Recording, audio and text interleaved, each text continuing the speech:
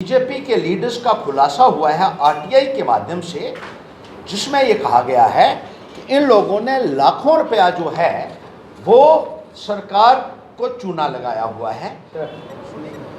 BJP के नेताओं द्वारा खुलेआम सरकारी खजाने को चूना लगाया जा रहा है।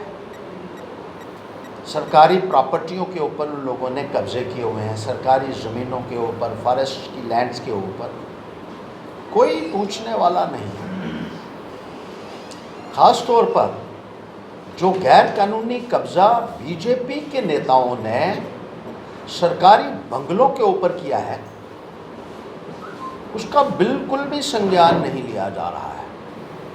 हाई कोर्ट ने भी ये कहा कि ये गैर कानूनी कब्जा किए हुए हैं बीजेपी के लोग, इनको फौरन बाहर निकाला जाना चाहिए।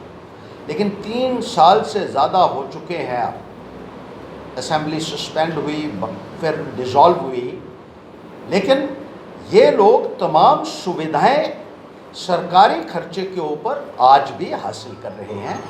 और ना केवल इन्होंने बगैर किराए के उन बंगलों को कब्जाया हुआ है, बल्कि बिजली और पानी का किराया भी ये लोग नहीं दे रहे हैं। और तमाम सुविधाएं इन बंगलों में सरकार द्वारा इनको दी जा रही हैं। तमाम fixtures, fittings, electronic gadgets, TV, fridge, ACs इनको मुफ्त एस्टेट डिपार्टमेंट द्वारा दिए जा रहे हैं, जो कि टैक्स पेयर मनी की एक बहुत बड़ी लूट है।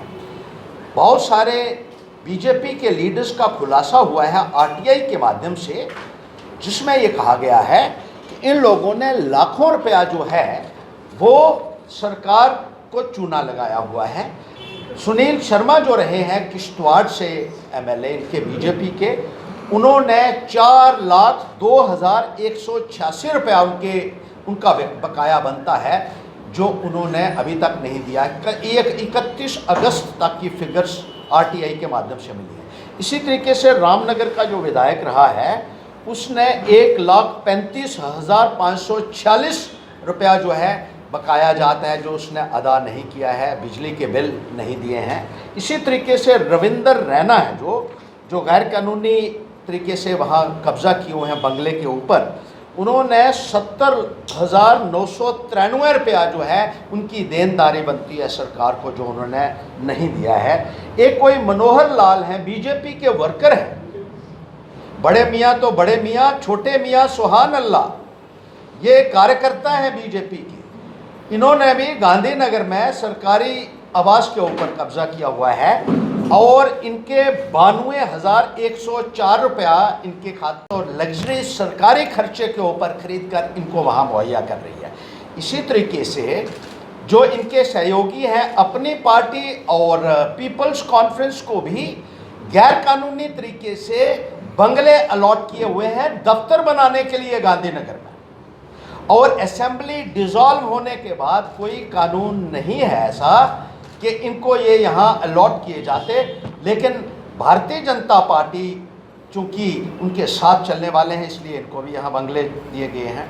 जिस तरीके से एक लूट मचा रखी है, सरकारी खजाने को चूना लगाया जा रहा है, ये सरासर एक बहुत बड़ा स्कैम है। और विजिलेंट ऑर्गेनाइजेशंस भी हैरानगी की बात है कि इन लोगों को पूछने के लिए तैयार नहीं है, वो भी खामोश बैठी हुई हैं।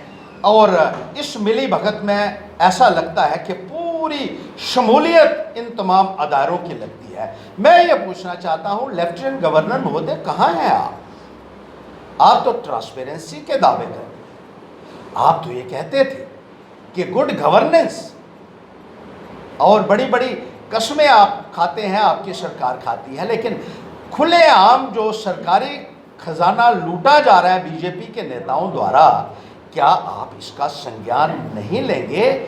मैं ये पूछना चाहता हूँ। और जिस तरीके से बीजेपी के नेताओं को खुली छूट दे रखी है, ना केवल सरकारी बंगलों के ऊपर कब्जा है, बल्कि सरकारी ज़मीनें, स्टेट लैंड्स, फॉरेस्ट लैंड्स के ऊपर उन लोगों ने कब्जे किए हुए हैं। और जब रोशनी स्कैम में बीजेपी के एक विधायक का नाम आया, तो इन्होंने रोशनी स्कैम का जिक्र करना ही बंद कर दिया। और ऐसा लगता है कि अब वो सारा जो है वो लीगलाइज कर दिया इन्होंने, क्योंकि इनके अपने लोग मुलविस थे।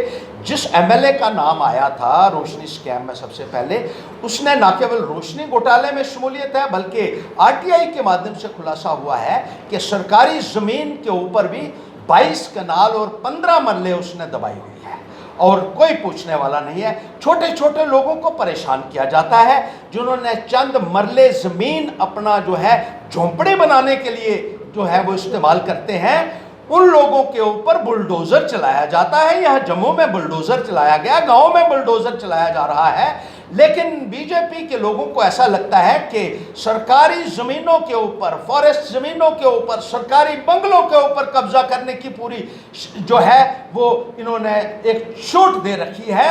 ये कौन सा कानून जम्मू कश्मीर में चल रहा है, ये मैं पूछना चाहता हूँ इस प्रशासन से और उम्मीद रखता हूँ कि